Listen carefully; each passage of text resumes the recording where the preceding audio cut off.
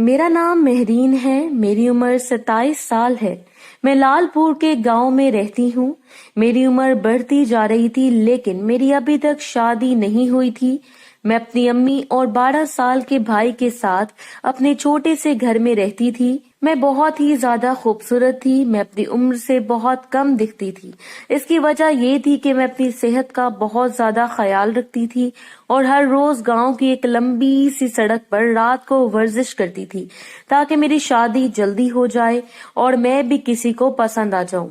मेरी उम्र की सारी लड़कियों की शादी बहुत पहले ही हो चुकी थी, लेकिन मैं अपनी पढ़ाई मुकम्मल करना चाहती थी, जिसकी वजह से जो अभी मेरा रिश्ता लेकर आता था तो मेरी अम्मी यही बोल देती थी कि मैं अभी पढ़ रही हूँ। इसी वजह से मेरी उम्र काफी बढ़ गई थी। अब कोई अच्छा रिश्ता आना मेरे लिए किसी मौजज़े से कम नहीं था। मैं घर में फ्री रहती थी। कुछ दिनों में मैंने कंप्यूटर का कोर्स शुरू कर लिया था ताकि मेरा ध्यान इसकी तरफ चला जाए और कुछ दिन आराम से गुजर जाएं। इस कोर्स को करने का मुझे बहुत फायदा हुआ था। मेरा वक्त भी गुजर जाता था, लेकिन वो कोर्स भी 2 महीनों का था। इसके बाद मैं सोचने लगी थी कि अब क्या करूं। मैंने कुछ दिनों के लिए बच्चों को ट्यूशन पढ़ाना शुरू कर दिया। बच्चे रोज ही मेरे पास पढ़ने आते थे।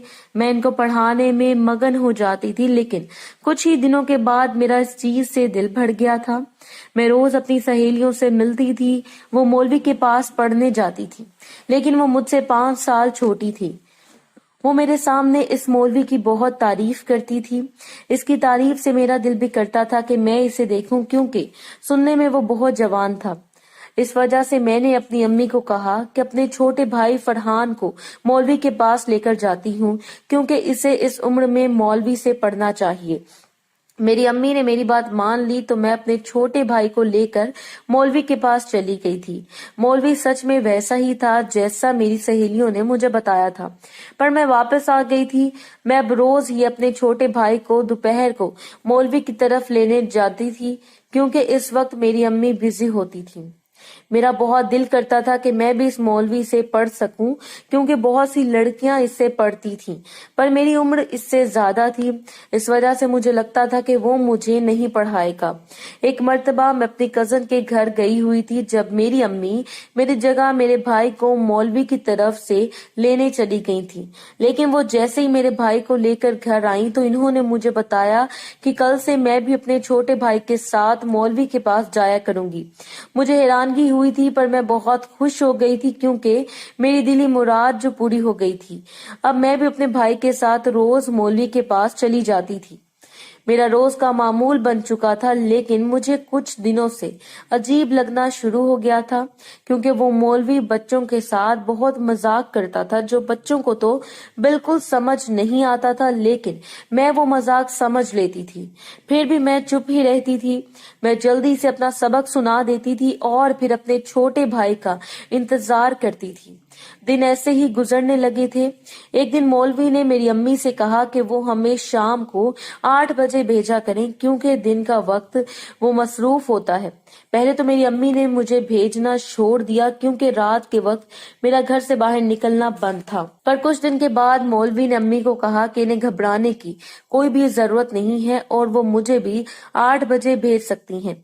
अम्मी ने इसकी बात का यकीन कर लिया और अब वो मुझे भी 8 बजे फरहान के साथ भेजने लगी थी। हम दोनों 8 बजे आते थे और 9 बजे तक वापस जाते थे। फरहान को सबक लेट याद होता था, इसलिए मुझे इसका इंतजार करना पड़ता था। बाकी सब लोग भी चले जाते थे और मैं अकेली इसका इंतजार करने लगती थी। एक दिन मौलवी ने मुझे अपने पास बुलाया और कहने लगा कि इसे मुझसे एक बात करनी है, इसलिए मैं इसके रूम में आऊं। मेरा भाई इस वक्त सबक याद कर रहा था। मैं अंदर इसके रूम में चली गई। जब इसने मुझे अपने पास बैठने का कहा, मैं पहले तो हैरान हुई कि वो क्या चाहता है, लेकिन फिर मैं भी इसके पास चली गई थी। वो मुझे घूर कर देखने लगा था। मैं इस वक्त बहुत पछताई थी कि काश मैंने वो सूट इस दिन ना पहना होता, क्योंकि वो सूट बहुत फिटिंग में था। मैंने जल्दी से अपना दुपट्टा सेट कर लिया था और फौरन बाहर निकल गई थी। मुझे अब इस मौलवी से डर लगने लगा था। मैंने जल्दी से अपने छोटे भाई को साथ लिया और वहां से वापस जाने लगी थी। मेरे जहन में वही सीन चल रहा था। मुझे रात को सुकून की नींद भी नहीं आती थी। میں نے سکھ کا سانس لیا تھا کہ میں کسی مصیبت میں نہیں پڑی۔ میں نے فیصلہ کر لیا تھا کہ اب میں مولوی سے نہیں پڑھوں گی، کیونکہ میری ابھی شادی ہونی تھی، اس لیے مجھے اپنی حفاظت کرنی تھی۔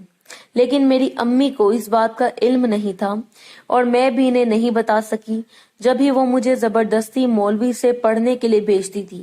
میں اب جلدی سے سبق سنا کر واپس آ جاتی تھی اور اپنے بھائی کا انتظار بھی نہیں کرتی تھی۔ دن ایسے ہی گزرنے لگے تھے۔ ایک دن میری امی کو کسی کی شادی میں جانا تھا، اس لیے وہ میرے چھوٹے بھائی کے ساتھ شادی پر چلی گئی تھی۔ انہوں نے مجھے مولوی سے پڑھنے کے لیے بھیج دیا تھا۔ میں اس دن کافی پریشان ہوئی تھی، لیکن میرے پاس اور کوئی چارہ نہ تھا۔ جب ہی میں بھی مولوی سے پڑھنے چلی گئی۔ شام کا وقت تھا، سب بچے باری باری پڑھ کر چلے گئے تھے، پر مولوی نے مجھ سے کوئی سبق نہیں سنا تھا۔ میں بہت ہی حیران ہوئی تھی۔ میں جب بھی اس کو سنانے کے لیے جاتی تو وہ مجھے پھر سے لائن میں لگا دیتے تھے۔ سب بچے سبق سنا کر واپس گھر چلے جاتے تھے اور اب صرف میں ہی رہ گئی تھی۔ جب مولوی صاحب نے مجھے اپنے روم میں بلا لیا، میں بھی ان کی بات مان کر ان کے پیچھے چلی گئی تھی، کیونکہ باہر ویسے بھی بہت سردی تھی۔ لیکن میری یہ حرکت میری سب سے بڑی غلطی ثابت ہوئی تھی، کیونکہ اس کے بعد جو ہوا تھا وہ میری زندگی کا سب سے برا خواب تھا۔ میرے وہم و گمان میں بھی نہیں تھا کہ وہ مولوی میرے ساتھ کچھ ایسا کرے گا۔ اس نے مجھے زبردستی وہ سب کرنے کا کہا تھا جو میں بالکل بھی نہیں جانتی تھی۔ میں نے اس سے دور ہونا چاہا، پر وہ مجھے کہنے لگا کہ اگر میں نے یہ سب نہ کیا تو وہ مجھے گھر نہیں جانے دے گا۔ میں بھی اب پھنس چکی تھی۔ اگر میں اس رات گھر نہ جاتی تو میرے محلے میں میری بدنامی کی خبر پھیل جانی تھی۔ میں نے اس مولوی سے کہا کہ مجھے چھوڑ دے، مجھے گندا نہ کرے۔ میں اب تک اس چیز سے بچی ہوئی تھی، کیونکہ اس سب کا حق ایک ہی انسان کو تھا جس نے میری زندگی میں آنا تھا۔ پر مولوی کی آنکھوں میں مجھے دیکھ کر چمک اور بھی گہری ہو گئی تھی۔ میں نے چلانا شروع کر دیا تھا، لیکن اس گھر میں مولوی اور میرے علاوہ کوئی بھی نہیں تھا۔ میں نے دل میں سوچا تھا کہ کاش میرا بھائی آج بھی میرے ساتھ ہوتا تو یہ سب بالکل بھی نہ ہوتا۔ میں نے گھر سے بھاگنے کی کوشش کی، لیکن اس نے مجھے دوبارہ پکڑ کر گھسیٹ لیا تھا۔ میں پوری اس کے رحم و کرم پر تھی۔ میں نے غصے میں آ کر اس کے منہ پر ایک تھپڑ لگایا تھا۔ اس حرکت سے وہ مولوی بہت غصہ ہوا تھا، جب بھی اس نے مجھے بیڈ پر دھکا دے دیا تھا۔ میں نے بہت چیخو پکار کی تھی، پر اس رات کوئی بھی مجھے بچانے والا نہیں تھا۔ مولوی نے جی بھر کے اپنی ہوس پوری کی تھی اور میری پرواہ کیے بغیر اس نے مجھے گندا کیا تھا۔ کچھ دیر کے بعد وہ تھک گیا تو مجھے بھی بھاگنے کی ہمت ملی تھی، پر مجھ سے چلنا محال تھا۔ میں فوراً ہی اپنے گھر کی طرف بھاگی تھی۔ رات کے 11 بج رہے تھے۔ مجھے لگ رہا تھا کہ میری امی واپس آ گئی ہوں گی، لیکن میں جیسے ہی گھر گئی تو گھر میں کوئی بھی موجود نہیں تھا۔ میں نے جلدی سے پانی پیا اور اپنا سانس بحال کیا۔ میری حالت بہت خراب ہو گئی تھی۔ میرے کپڑے بھی جگہ جگہ سے اس حرکت کا ثبوت پیش کر رہے تھے۔ میں نے فوراً ہی اپنے کپڑوں کو تبدیل کیا تھا۔ میرا دل کر رہا تھا کہ میں اس کپڑوں کو جلا دوں۔ میں کپڑے دھو کر اب چھت پر آ گئی تھی۔ اس کپڑوں کو میں نے جلا دیا تھا اور اپنے اندر کے غصے کی آگ کو اس حرکت سے ختم کیا تھا۔ کچھ دیر بعد میں نے کھلی ہوئی ہوا میں سانس لیا تھا، جب مجھے ایسا لگا جیسے گھر میں کوئی آیا ہو۔ میں فوراً نیچے آ گئی تھی۔ امی واپس آ گئی تھی۔ اب وہ مجھے دیکھ کر حیران تھیں کہ میں اتنی سردی میں کیوں نہائی ہوں۔ میں ان کے گلے لگ کر پھوٹ پھوٹ کر رونے لگی تھی اور ان سے کہنے لگی تھی کہ آج کے بعد میں اس مولوی کے پاس بالکل نہیں جاؤں گی۔ پر امی مجھ سے پوچھتی رہیں کہ میں انہیں نہ جانے کیا وجہ بتاؤں، لیکن میں نے کچھ نہ بتا سکی۔ میرے پاس وہ الفاظ نہیں تھے۔ اب میں اپنے گھر پر ہی رہنے لگی تھی۔ اس بات کو 1 سال گزر چکا تھا۔ 1 سال بعد میری ایک بہت اچھی جگہ منگنی ہو گئی تھی اور کچھ ہی عرصے کے بعد میں شادی بھی ہونے والی تھی، پر میں وہ رات چاہ کر بھی نہیں بھلا رہی تھی۔ مجھے بہت ڈر تھا کہ اگر میرے ہونے والے شوہر کو پتہ چل گیا کہ میرے ساتھ پہلے سب کچھ ہو چکا ہے تو میری زندگی برباد ہو جائے گی، لیکن میں نے بھروسہ کیا اور شادی کی تیاریاں شروع کی۔ کچھ عرصے کے بعد مجھے اس مولوی کے بارے میں خبر ملی تھی کہ اس کو کسی جرم کی وجہ سے پکڑا جا چکا ہے۔